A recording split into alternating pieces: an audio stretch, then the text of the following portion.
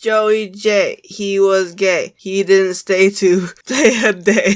Hi, Minty. Okay. That was kind of fucked up. I'm Annie. And this is FunUntitled. We serve every podcast with an FU. So, if you didn't get from the intro, Joey J is gone from Rupaul's Drag Race, Season 13, Episode 6. And I am not going to talk shit about Candy Muse unless asked, because then I would just go on another tyrant. Yeah, so let's just get into it. So we do a little mini challenge where the girls pair up and they have to watch out who their pairs are because their pairs for the mini challenge is their pair for the main challenge. I thought it was kind of cute, I guess. Did you think Elliot with 2 T's and Tamisha Amon should have won that? Well, they brought back Tiger King, so, you know, you're being, like, it's a current reference. You're being funny. We haven't seen Tiger King, so we don't really get the joke, so. This is Bibini all over again doing the goddamn Brexit joke, and I'm not understanding it.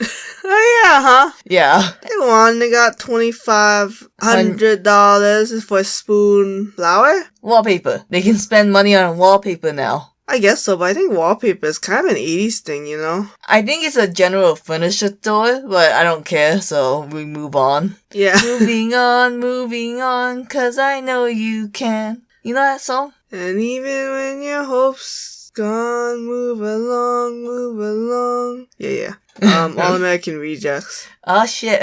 Okay, so they stay in their pairs and they have to do a disco documentary, a dancing challenge. Oh, we should say the pairs. We have the mean girls, aka the bitchy girls. Well, I just can't stand them. Which was sad because I thought I was gonna like Gottmik and Tina Burner. But if we're gonna do the whole headers versus boogers thing, you guys can leave. Well, I guess they call themselves mean girls and like, you guys are supposed to call yourselves the plastics.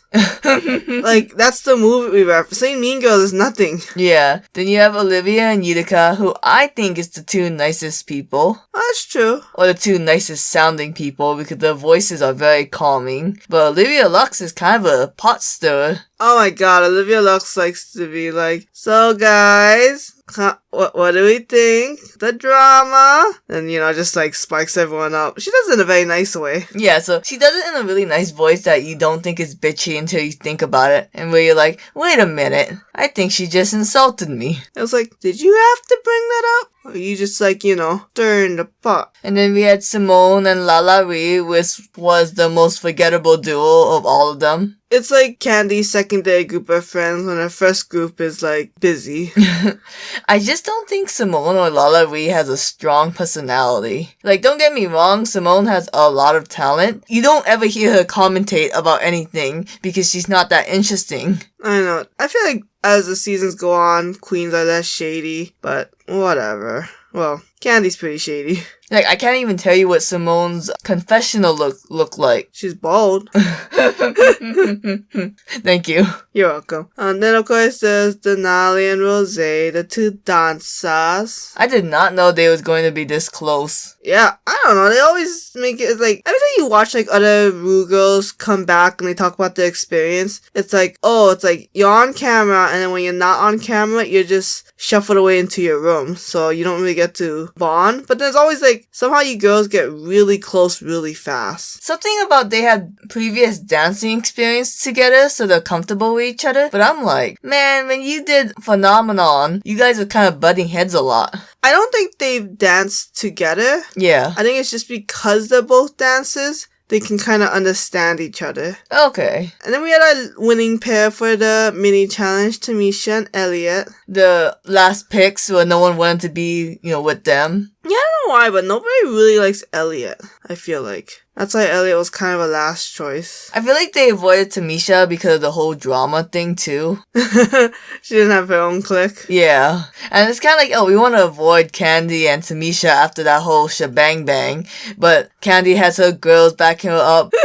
Okay, so they did the main challenge, the disco documentary from birth to the, I guess, death of disco, in a sense. I usually like a dancing challenge. I just didn't care for this one. It was all very simple, and I have to only assume they had like very little time to prepare, that's why. I don't know. I mean, every challenge probably has the same amount of time. Okay, almost every group, except maybe one or two, disappointed me a lot. And even the one that did kind of okay, one of them didn't really stand out, and the other one didn't even get to the top. Yeah, cause the Mean Girls, Birth of Disco, Tina was great. That's why she was the top of today. Yeah. But of course, Candy looked confused and Gottmik was just off rhythm. I don't know how Gottmik didn't get to the bottom. I'm guessing they really like her final runway look that we'll get to later. Or something. But Candy I don't know why none of the judges called out, hey, you was offbeat like crazy. Instead, they were like, oh, you keep doing this whole personality. Oh, God. Like, she was completely off base. I have no... whatever. I mean, if Gottmik and Candy are both off base, maybe it's hard to see, you know? Yeah. Like, what is the rhythm when all three people are off? Fair enough. Tina just looks good, so that's why it's like, okay, Tina, you did good. Especially compared to those two. Yeah. Tamisha and Elliot was next. They were the sex of disco. And of course, you could tell that Elliot, knew what she was doing, because she's a dancer. And Tamisha did okay. She just, man, that face was like a fear. Do you think that's like complete fear because she's worrying about her ostomy bag the entire time? Oh my god, guys. I don't know how Tamisha does anything with an ostomy bag. Real fast, just to explain what an ostomy bag is, just in case, that's not common knowledge. So she had colon cancer, so that means her colon doesn't work as well. So she kind of has a hole in her colon, and she has an outside bag that connects to her colon that collects all her poop, or I guess feces. And so it's a really big bag. And honestly, I don't know how she gets cinch or dance with a giant bag attached to her colon. Do you know exactly how big? It's kind of like, I would say 1/4 of your abdomen. Ugh. It's not comfortable. Like, it has to be big so you're not always replacing it. Yeah, I would imagine that, yeah. Yeah. And especially when you're on, a reality TV show.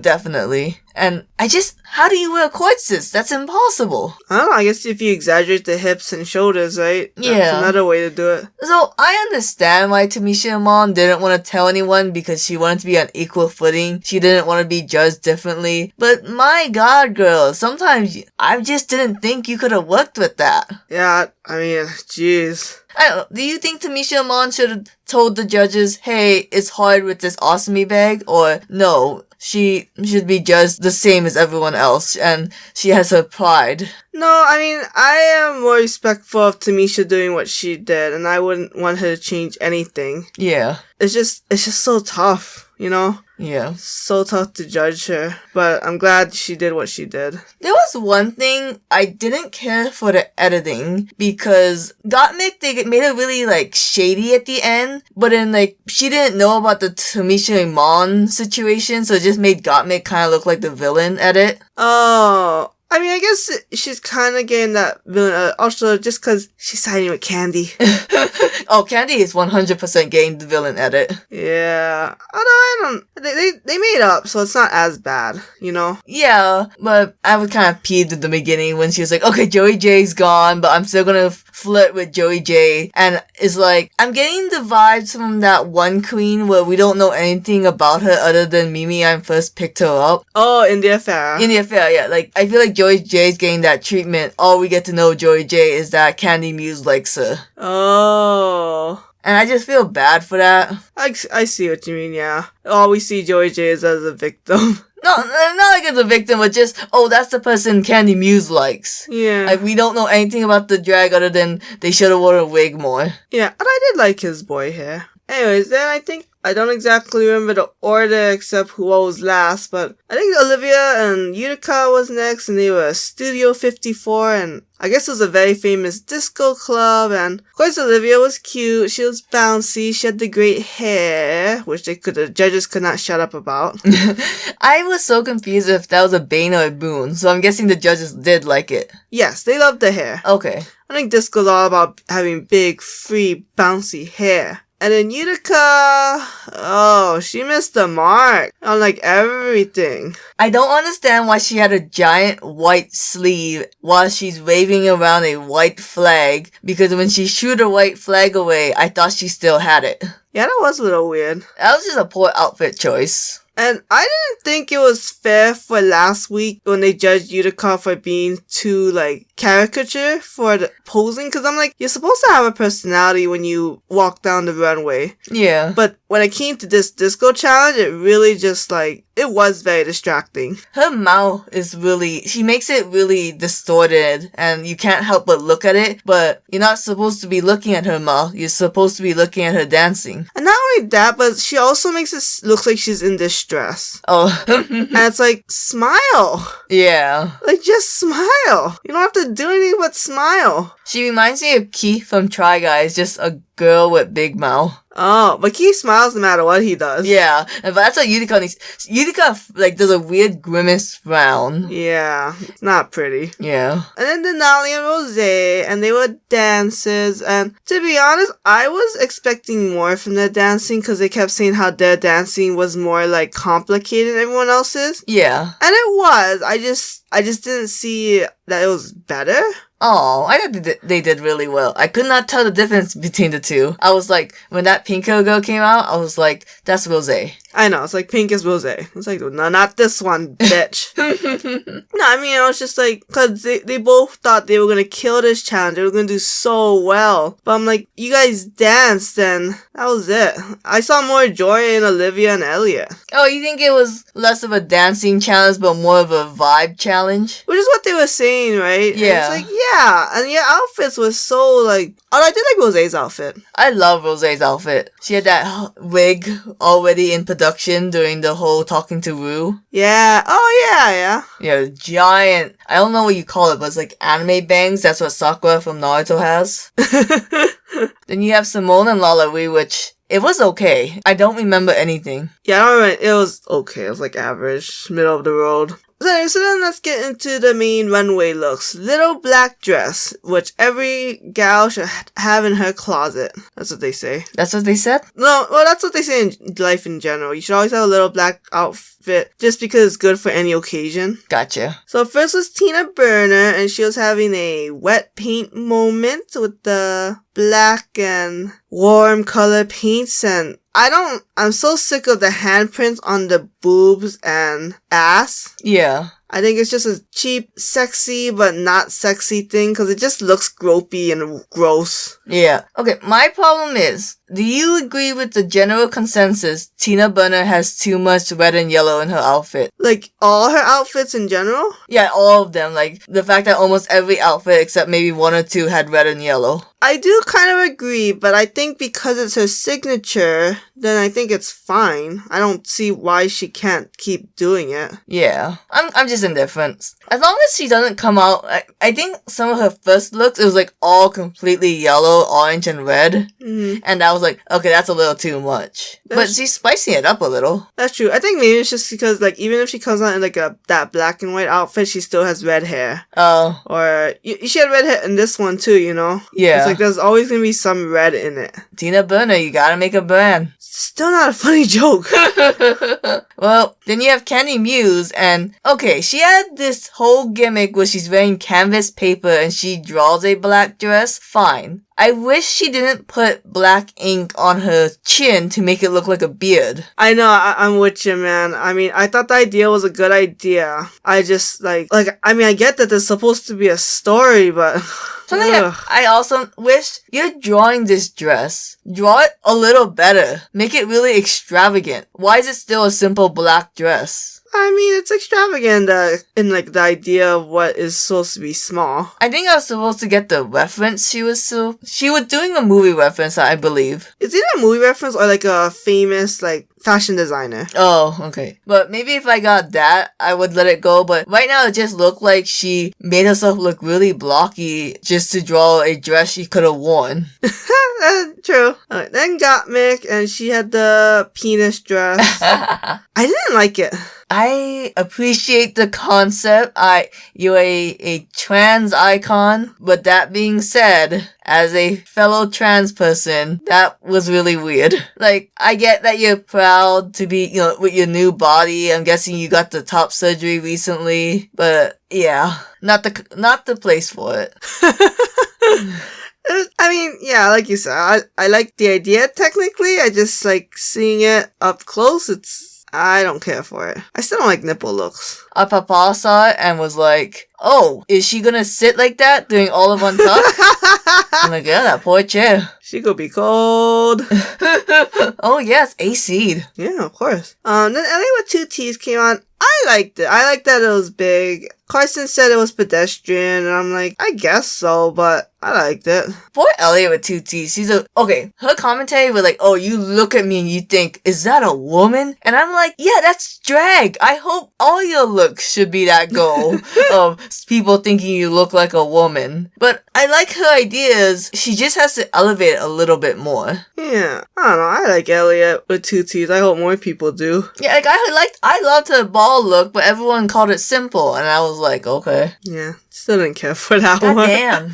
Then Tamisha Mon came out, and she had that dress she made where it kind of looks like it was like scrunched in the middle. Yeah, kind of like a bow. Yeah. And it was very big. And I thought it was cute. It was okay. It was okay. It's very simple. Okay, when Tamisha Iman's outfits first got introduced, it was like, yas, queen, you made these outfits. And now it's kind of like, yes, we know you made these outfits. You have a limit. You have a style. It doesn't really expand after one point. Oh. No, don't. She's a great fashion designer, but like, I think there was 2 runway looks that look almost the same. I mean, her silhouettes are very similar for each dress, except that gold one. Oh my god, that gold one. Then we get to Olivia Lux, and okay, I know they liked her big hair. Yeah. But the outfit was boring. It was. It was like, it's basically a tube dress with like gold strips going down. I'm like, hello, the outfit is boring. Stop talking about the hair.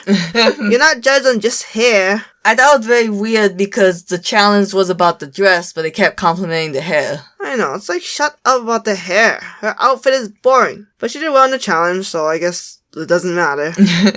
Then Utica shows her Audrey Hepburn earring look with the gold limbs, and I like the idea. I actually really like that outfit. I didn't get why she had to have big red lips though, because the dolls didn't have that. Even though she kept saying, I'm my earrings, I legit asked Minty, wait, what's the thing? And she's like, oh, she's the earrings. And I was like, what? And like, she has a hook, she's an earring. So I thought, okay, she's an earring. Only when the camera zoomed in on her face, I saw, oh, her earrings. I get it now. Yeah, because she did, like, touch them in the beginning. I think, the judges have a point. A drag show, when you're in the back of the club and you have to look at the drag queen, you won't be able to see the earrings. No, fair enough. Yeah, because it's only just because, like, the camera and, like, her explaining, I got it connected a lot faster than you did. Oh. I don't know if she just came out, would I have gotten it otherwise? Yeah. Oh, I don't know how you could have saved that outfit other than making, like, really big earrings. Either that, or if she had a doll with her, that was just the biggest size of the earrings. Yeah. And maybe if she took the earrings off the doll and put it on herself, I don't know. You couldn't really save that. I do like the idea still. Cool on paper, not execution. Then Denali came on. That was my favorite outfit because she was a funeral dress with the spider web lacing and, like, of course, the eyes and the back and the arms. Oh my god. Not to jump ahead, because I did this earlier, but it reminded me of the UK theme Monster Mash. Oh yeah! So I was like, oh, this is fun. It's like a Black Widow woman. Like, maybe that's what Elliot with 2 T's needs. Just like one element to make it campy. That's true, I think so, yeah. That's a good point. Then Rosé came out with the black dress and the gray tulle, and I'm like, didn't you wear this outfit but in blue? I was just like, I don't like it. It was ugly. She made herself look really boxy. When she was like, oh, don't I look sexy? And I was like, no. Like, if you're gonna do that, like, exaggerate the curves. Yeah, like, make you cinch tighter than Violet Chachki. Go farther than her death look. And then, well, you'd probably die, because I don't know how anyone could survive that. But Rosé's faking it, right? Yeah, that's true. Like, I want to see an hourglass figure where only one grain of sand can go through the middle. And then, okay, I know I said Olivia's one was simple, but Lalari, your outfit's so fucking basic. It was just like black with like that silver necklace. To be fair, Lala Ree would be the Baroness of Basic. All her outfits are very simple. Yeah, I mean, still not an excuse not to elevate yourself. I mean, it's just so like, what the fuck are you coming out in? And then, okay, Lala Ree was simple, but then you have Simone, where it looks just like her promo look, with different colors. Oh, you know what? Kind of, yeah. So that just took me out of it. Kind of like, you know how Denali's like, oh, I gotta show some dance moves I wanted to save for the finale. Like, Simone, are you playing all your cards now? I feel like Simone peaked and then is flattening out. I don't know. I mean, she's safe. She hasn't been on the bottom, so she's doing well, actually. I think she should have been on the bottom for the ball. Maybe. I can't remember who I said should have been on the bottom last week. So, she's not good at sewing challenges, she's not good at dancing challenges, so she's only good at if she can buy the outfit beforehand. Yeah, I guess so. I mean, you know, if you have a sense of style, it can take you far. And maybe she'll do good in the improv challenge next week. What is next week's one? It's the... Oh, the Naughty with Ross. Yeah, UK, they did the morning show, US, we're going to do the evening show. Late night show. Oh, late night show. And, you know, we have our three bottoms. Three bottoms, Candy, Utica, and Tamisha. Okay, so if you guys haven't been watching Drag Race lately, it's pretty clear that Drag Race likes to, once they pick the bottom three, the bottom two is gonna be solely based on what can bring up the most drama between the cast, in a sense. Because they did this in the previous season so many times, when they made Brooklyn Heights versus Vanjie, when they kind of had a budding romance. Britta versus Aiden Zane, when Aiden Zane really didn't like Britta. Yeah, I think it was mutual, but right? It was mutual. I don't think they both didn't like each other in the end. And it just gets it takes you out of the reality show aspect when you know, okay, this was clearly stage. Yeah, but again, we do understand that they did put themselves in the bottom. Like, okay, like, Tamisha, Mon, and Candy, yes, they should have been on the bottom. Were they the worst two? No, I feel like Utica should have been in the worst two. But what gets views? Candy Muse versus Tamisha right after the whole Untucked explosion? The thing that they put onto YouTube, like, fast? Yeah, it's one of the only Untucked moments that's on YouTube. Who do you think it should have been, Candy and Tamisha? And if not, who do you think should have been on the bottom? I think it should have just been Candy and Utica. You know, I think so too, yeah. Utica couldn't dance and her outfit was really just out there. Meanwhile, Candy's outfit was really bad and she was so lost in her performance. Like, if they want to comment on Tamisha's face, look at Candy's face where she was just confused and I literally had to watch her follow Tina Burner. Like a lost puppy. To be fair, both Candy and Gottmik had to follow Tina Burner. Yeah, I don't know. Part of me thinks Gottmik should have also been on the bottom, but I don't know if she deserved to be more on the bottom than Candy or Utica. Yeah, again, I think they just like Gottmik's outfit. Yeah, I mean, somebody has to. So, Candy and Tamisha, they lip sync to Hit 'Em Up style. Honestly,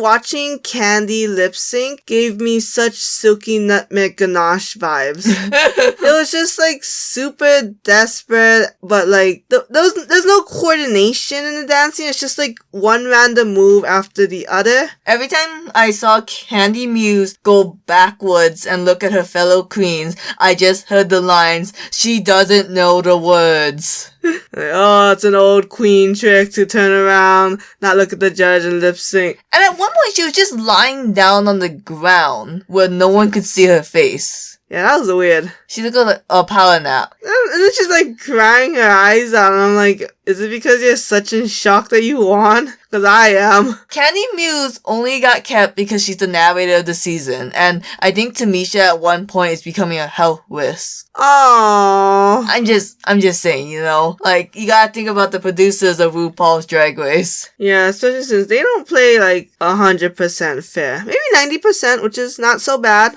I appreciate Tamisha and Mon being like, oh, I don't want anyone to be sad. I'm gonna comfort you. It's like, oh my god, if you don't win Miss Congeniality, I literally don't know who else. Olivia Utica. Oh yeah. I wanted Tamisha to be the narrator this season. She was funny with the pit bull. Yeah, she's funny. She's she could have been a good mama for the group, but no, they don't want that. I just wish so badly to see someone from Team A go home. Oh, because there is now kind of back evidence that Team A is better than Team B, that Team A can lord over Team B. Boy, maybe that does support that. See, that's what I kind of always thought too, though, because Team B kept always saying, oh, now there's a fire under my ass. So I'm like, I think if I was in this competition, I would rather know that I'm on the right foot than need a fire under my ass. Yeah, that's kind of just, oh, you wouldn't think like that unless you was losing. I still think it's a crapshoot, though. I think it's just, by coincidence, it's just all been Team B. I know, but it's kind of like how I said last week. I understand why Tamisha Iman got really defensive because she was on the bottom and she knows girls are gonna judge her because there's already this rift between Team A and Team B. So the rift is just growing and it makes me sad. I don't know, they don't really bring it up too often. But they do count it as one of their wins, which I'm like, pretty shallow. It's pretty shallow, yeah, especially Lala V versus Denali. That wasn't fair. Oh, yeah. And Candy Muse brought it up in the beginning of this episode. That's true. Wait, oh yeah. Yeah, I think she did. Yeah, so that's why maybe the other girls don't think that, but definitely Candy Muse does.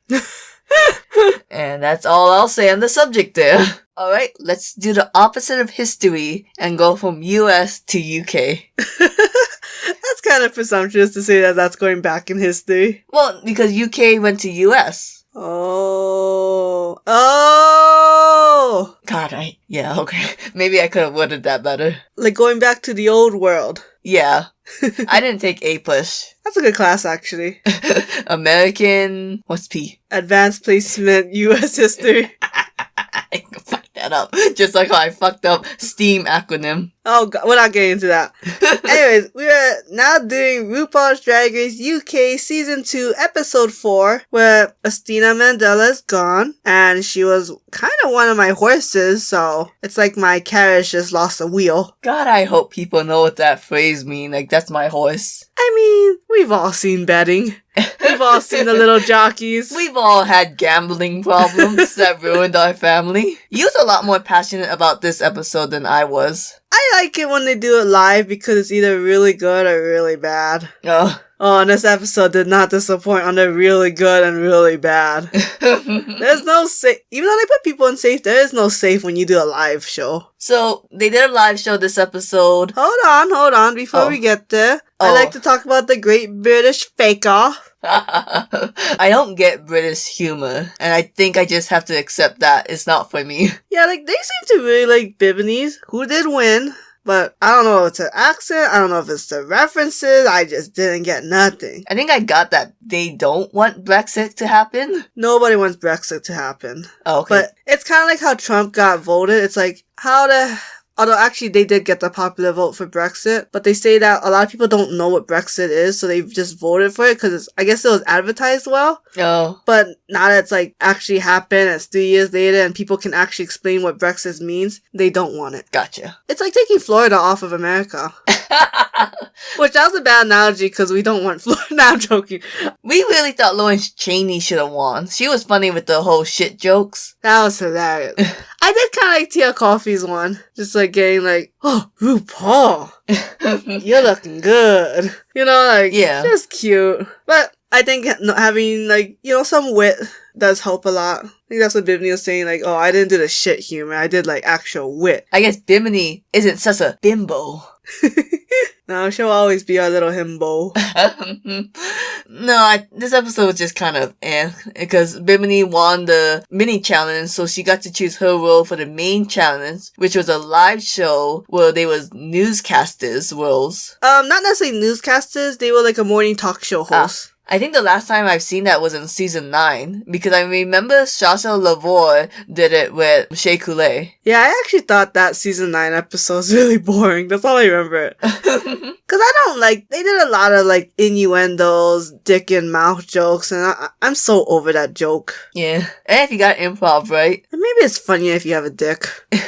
You're seeing someone live your fantasy. But anyway, so Bimini and Taste were the party animal main hosts. They definitely did very well. I like when Bimini spread her legs. Oh, yeah. I forget what the punchline was. Oh, because she was like, let's like spread over or something. And they were cute because they had like matching hair. Yeah. This is the first time I've seen where girls partnered up and they had to kind of, look like each other? not only just look at each other, but like give each other outfits. Ah, gotcha. Because it looked like Taste had to give Bimini the pink hair or something like the outfits. Yeah. So that they could match. And then next was Veronica Green and Sister as the gothic decorators? Planners? I don't know. Decorators. I wish people wouldn't take goth so literally, like, ugh, I'm goth, I hate life. Like, I think Addams Family is a great example of being goth and charming. Absolutely. The Addams Family is such a great movie. It's that a genuine joy in death and horror. That's where like the humor and the cuteness is.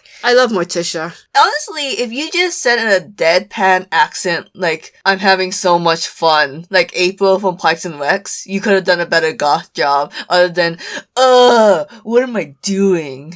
Yeah, because then you just sound like a whiny teenager. Yeah. And it's like, I guess you can put a rat in there. And we disagree, because I thought Sister did better than Veronica, because Sister was doing bits and jokes and quips. See, okay, I thought Sister did worse because to me they just felt like little commentaries. Yeah. Like when you're a host and you bring on a guest and you don't know why your manager told you to bring this guest onto your show. Yeah. It's like, ooh, yeah, okay. Like, it's like you could say those commentaries to anyone. But I like that Veronica at least took like initiative. So that's like, I was shocked when all the Safe Queens said that she should have gone home. Cause I'm like, no, she wasn't funny. But she at least tried. I'm just gonna say, I think Veronica's final look that we won't mention now is what saved her. Maybe. That could be true. Then I believe next was Lawrence Chaney, and I don't know how to say Ellie Diamond in a Scotland accent. Scotland accent! If you had a chance to change your fate, Ellie Diamond? Yeah, I don't know. Ellie Diamond? No, we're just saying it in the Lawrence Chaney voice. That's the only way I know how. We're so bad at accents. But they were like it was like a British thing. It was like drag niece. Yeah, but they were like, we'll take your phone calls to help solve your problems kind of girls, and I thought Ellie Diamond should have been on the bottom for sure. She didn't do shit.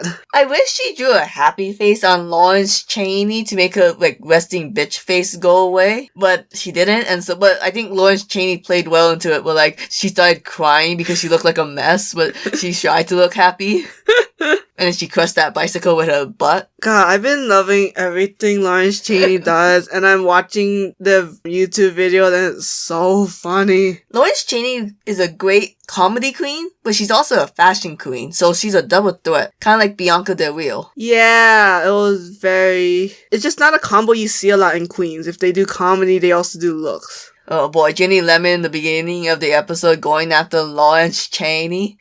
It's like, can we have a moment of silence for the girl? It's like, no, she's not dead. Yeah, especially not after what you did, Jenny. Oh, got words for that. We'll get to Jenny Lemon when we get there. Also, what did you think of Ellie Diamond's Pearl moment? Oh, why don't you say my name British? Scottish. Oh, we'll never get the difference. But, I don't know. Like, if you don't remember Pearl from All Stars, that's when she wouldn't take RuPaul's critique, I believe. This is season 7. Oh, season 7? I thought it was All Stars. Yeah, she was never in All Stars. Oh, shit. And she was just like, what, do I have something on my face? Yeah, because RuPaul makes a comment, I think it was fairly recent in the last year or two, where she was like, I wanted to hit her. But she was making good TV, so... But anyways, let me get into Ahura and Tia Coffee being the Essex girls, which I guess meant money planning. I hated that. I hate that too. I didn't get, nothing they said made sense to me, but they loved the horror. I don't like slutty jokes. They're just cheap. And it's just Drag Race part of the core. It's just like low-hanging fruit that sells really well. It's just like, so what? I cannot believe they're friends now. Well, okay, this episode did a good job humanizing Ahura, way better than the last one. I thought Ahura was going to get like a Cherry Valentine storyline where like, I'm pompous and then I had to be taken down a peg. But instead they went the whole like, I'm bitchy so no one's friends with me. And I felt bad. I wanted to cry when Ahura was crying because she was like, nobody likes me, nobody in my family likes me, I don't have any drag friends. I'm like, oh girl. We'll see where Ahura goes because, okay, I'm gonna be real. I don't like her fashion. She's supposed to be the fashion queen. Like, I think Taste is a lot better. Oh, Taste is a hit and miss. Okay. Ahura's been not too bad, I thought. And then, frickin' Ginny Lemon. I thought you had this in the bag. It's like, it's in your era. You just gotta be a hippie, weather person. I wonder if Ginny Lemon had a hard time because she couldn't bounce off other people like everyone else. That's true, but she had a lot of physical humor she could have done. Yeah. Only when RuPaul and the judges comment, you didn't really comment the weather, you just said your chakras. I was like, oh yeah, you didn't. Bitch. I didn't even know what she was saying. She was just like motorboating like 1,000 words a minute, and I'm like, what are you saying? Me looking at Ginny Lemon in this train wreck of an episode like, oh, why are you my non-binary representation? I gotta go to Bimini now. Hey, Bimini's still here. Let's go through. I'm sorry, the final runway look is so disappointing once you've seen Dragula. Oh my god, 100%. It's Monster Mash, where you combine two monsters, but uncreative people have to combine them.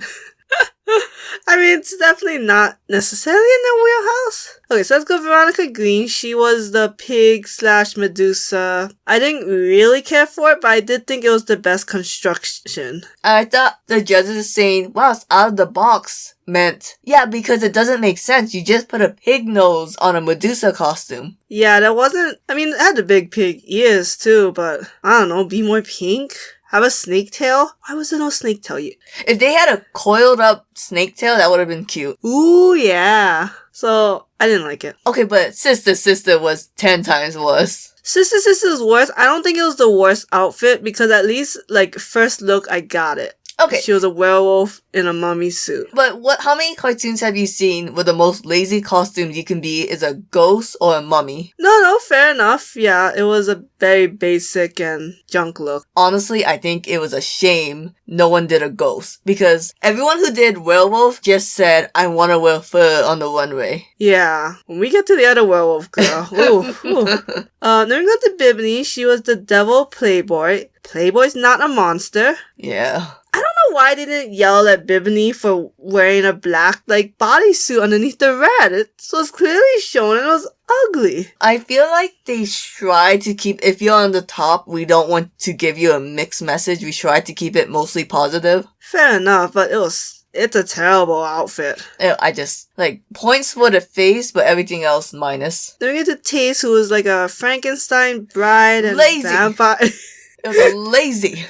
I mean, you just want to be pretty and have some blood, down your mouth. I mean, the only vampire was the fangs. And I'm like... You know why Taste and Ahura are friends and has sexual tension? They both are too afraid to be ugly. They're both sexy girls, for sure. But the drag part, Yeah. It's about, like, being constructive and, like, having ideas that are out of the box. See, okay, the problem I see with that, like, because if you look at Ginny Lemon, who did the complete opposite, wasn't nice, completely drag, completely missed the point. Yeah, okay, because all I could hear was that it was toxic. I don't know what the mashup was, and I wasn't gonna rewind. Nothing was gonna help me see it was toxic and maybe zombie, but how is toxic unless you say like a mutant? They didn't go a mutant route. It was just like toxic waste. Should have done a Britney Spears look. Gays love Britney Spears. I don't know if Toxic is a very famous music video. With the gays? Well, I mean, like, does it have an iconic look? Oh. And you get into Lawrence Chaney with the Frankenstein Leatherface look. And I gotta love it because it reminds me so much of Edo Guy from Golden Kamuy. I mean, it didn't go like Edo Guy level, but it was still pretty good. I got the message. I knew instantly that was Lawrence Chaney's face on her arm, and I was in love. Like, the whole outfit was okay. It was better than everyone else, but when I saw the face, I was like, ooh. Oh my god, and the matching makeup. Yeah, I was That's like, pretty oh, cool. it was creepy. Yeah, and this was like, doing Leatherface was more of a unique idea, and then matching with Frankenstein Bride makes a lot of sense. Oh, I fucking just got it. Yeah, good job, genius. Okay, then we go into what I personally think was the worst outfit of the night, which is Ellie Diamond's Goblin and Werewolf. She looked like a goblin that skinned a werewolf and was wearing the fur. Fair enough, at least it was fashion. Oh, no. This missed the mark on everything. Okay. This was not really like a fashion Challenge? Yeah. It was to put two monster ideas together. Okay, fair enough. Then we get into our favorite look, actually, because as much as we love Lawrence Chaney's look, Tia Kofi's one was, oh my god. Like, why is all your outfits so basic? Is it because you spent all the money here? She was this Medusa, skeleton, priestess, realness. I didn't really see the priestess part. She could have just said skeleton, but it was still like, it was beautifully ornate. Oh yeah, I guess you can't say skeleton because they're like, why are you human bones and a snake? But Medusa! Oh, you mean, it would have been cool if she had more stone elements. That would be cool. Like maybe a stone skull. Well, she had that in her hand. That was I think it was metal, but... Yeah, that's true. It's the devil's in the details, right? Yeah. Then we get into a horror, and another queen, she was zombie, and I don't know what the second one was, like cobwebs? There's nothing scarier than the monster or horror. But yeah, I didn't get it either. I thought it was a very boring outfit, and the judges said everything, right? Like, yeah. It's too pretty, like, I don't see the monster aspect. Even the brain part was like, whatever. I think it's interesting how Ahura is the fashion queen, yet there's no memorable looks from her. I don't know, I liked the one she made last week. Oh yeah, I guess so. I mean, in a sense. And then we get to Untucked, where they all thought Veronica Green should go home based off just challenge alone. I cannot believe how defensive Veronica got. Oh yeah, Veronica, that color was not pretty on you. That's why she's Veronica Green. Look, I know you was really disappointed with Veronica. I was kind of just, what the fuck with Sister, with her like constantly blaming Veronica. Like, hey Sister, you never talked before this episode. I don't think I like it when you talk. Sister is the next queen I wanted to go home. Just based on like this episode and previous episodes. Now, Sister and Ginny Lemon ended up on the bottom. I disagree. I think it should have been Sister and Ellie Diamond. Oh. Do you agree with the bottom two? I knew Ginny Lemon should have been there, but I thought it was also going to be Veronica Green. Oh, so we both had two different pairings. Yeah. I didn't know you didn't like Ellie Diamond that much. I thought she did nothing. Lawrence Chaney definitely overshined her. And her look was the worst. Oh, it was the worst. But for fucking Ginny Lemon to just walk out and be like, I'm not being disrespectful. I'm just doing this for me. Like, that's what a selfish bitch sounds like. I don't want to dance against my sister. That's what you guys are there for. When you told me, oh yeah, Ginny Lemon was best friend with Sister, they did last week challenge together. I was like, they did? Amazing. Okay, if I was Ginny Lemon, if you didn't want to win that, I would have done like the biggest like power move. I would have left, and then when the beat dropped, I would have came back. That would have been kind of cool. Like, just gamble it all. Do anything except giving up. No one likes a queen who gives up. No one. Except Bandala Creme. Yeah, I still do like Bandala Creme. That's good. She should have won All-Stars 3. Oh my god. As much as I love Trixie Mattel and her career has blossomed greatly, I think it would have still blossomed even without her winning. Bandala Creme is a winner. I like how, so they dance to the song and you keep me hanging on. And I think they didn't just stop the lip sync when Ginny Lemon left because Michelle Visage was rocking to that song. Like, no, Rupaul, you can't stop my groove. Yeah. You know what? It's a very, Denali versus Kimura Hall.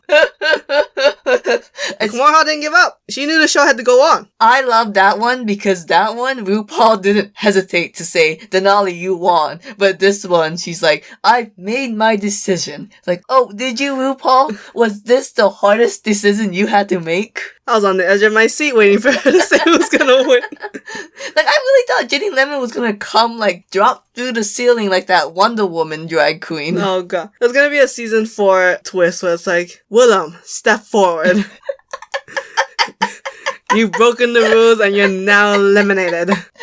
Oh, Ginny Lemon would have gone home, right? Like, I want her to be known as the queen that went home fourth, not the queen that quit. Like, oh, I never officially lost, I quitted. Oh, I mean, she's a loser. Through and through. Like, none of the other queens who've left are losers. She's a loser. Well, at least this time I won't get Ginny Lemon confused with Bimini. Racist. And they're both blonde. And white. Look, I'm gonna go Google this. Bye, everyone. I'm going to Google. Bye.